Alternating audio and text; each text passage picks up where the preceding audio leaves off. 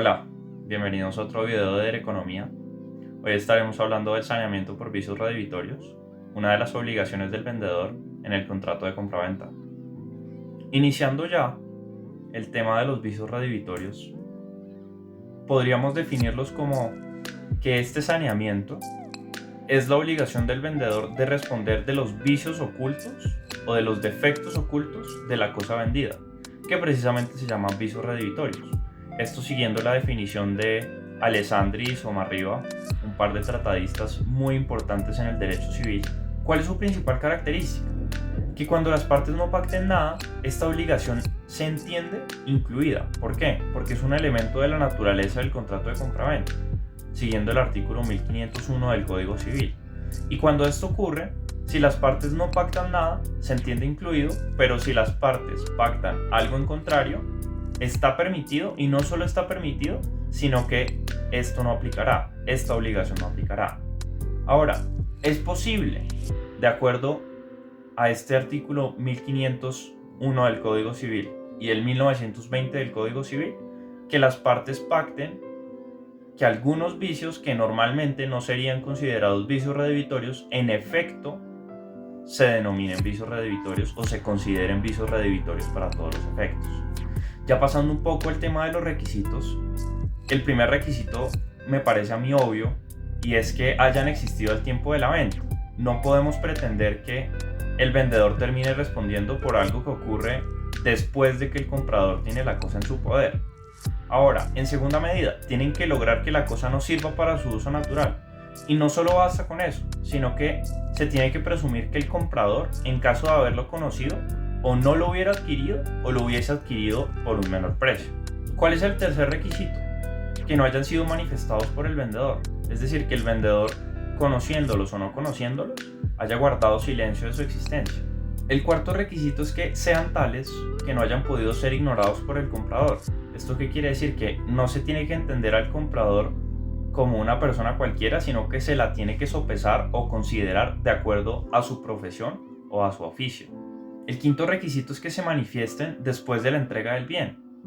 Y esto pues llevaría al comprador a decir: oiga, a mí no me gusta que yo pagué por recibir una cierta utilidad de este bien, y con este vicio o con estos vicios, este bien no me termina dando una utilidad, digamos, de 100, sino que me termina dando una utilidad de 80, y eso no está acorde con el precio que yo pagué. Y por último, que sean alegados por el comprador oportunamente. Y esto es muy importante porque el comprador no puede llegar y a los 20, 25 años, estoy exagerando un poco, pero es para que entienda el punto, llegar y decir: oiga, ¿cómo así que a mí me hicieron pagar tanto dinero por esto si el bien resultó con unos defectos de los que yo no conocía? Empezamos a hablar ya de la acción redivitoria. ¿Cuál es el objetivo de la acción redivitoria? Es resolver el contrato cuando el vicio sea de tal magnitud, sea tan grande, que no le otorgue la utilidad buscada al comprador. Y acá tenemos que tener en cuenta, devolviéndonos un poco al requisito de que sean alegados por el comprador oportunamente, el término de caducidad. Y ahí distinguimos entre régimen civil y entre régimen mercantil. Y no solo distinguimos entre los dos regímenes, sino que también distinguimos entre bienes muebles y bienes inmuebles. Entonces, tenemos en el régimen civil 1 año para bienes inmuebles y 6 meses para bienes muebles. Como podrán darse cuenta, para los bienes muebles la cantidad es inferior. Y en el régimen mercantil, si se establece tanto para bienes muebles como para bienes inmuebles, 6 meses de caducidad de la acción redivitoria. Pero ojo, nosotros habíamos hablado de estos requisitos, y trayendo un poco a colación estos requisitos de nuevo, tienen que cumplirse los 6 para que la acción redivitoria pueda ejercerse. De lo contrario, no podrá ejercerse. Hablando ya de la acción estimatoria, que es una acción un poco menos estricta que la acción redivitoria, ya verán por qué. Esta es una acción que le permite al comprador conservar la cosa, que no es tan rígida en decir: quiero resolver el contrato, quiero devolver todas las cosas al estado anterior, sino que por el contrario quiero que la cosa quede en mi poder, pero quiero que se me rebaje el precio, en tanto la utilidad que recibí del bien no era la que esperaba y no era por lo que yo pagué. ¿cuál es el término de caducidad de esta acción? Para el régimen civil son 18 meses para bienes inmuebles y 1 año para bienes muebles. Y aquí el legislador está diciendo que los inmuebles son los que más importancia les otorga. ¿Por qué? Porque seguramente son los que, de acuerdo con su criterio, tienen más valor. Y por eso es que prolonga este tiempo de caducidad de esta acción hasta los 18 meses. Y en el régimen mercantil es mucho más rápida. Son 6 meses tanto para bienes muebles como para bienes inmuebles. Esto siguiendo lo que dice el artículo 938 del Código de Comercio. Y ahora, ¿cuál es la diferencia, ustedes dirán, entre estas dos acciones? La primera, el efecto. ¿Cuál sería? La una busca resolver el contrato, es decir, devolver las cosas al estado anterior. Y la otra busca conservar la cosa pero rebajando el precio. ¿Y cuál es la diferencia? ¿Cuáles son los requisitos que tienen que cumplir? Acá, devolviéndome un poco, los requisitos que tienen que cumplir la acción redebitoria son estos 6, pero la acción estimatoria tiene que cumplir 5 de estos 6 mínimo.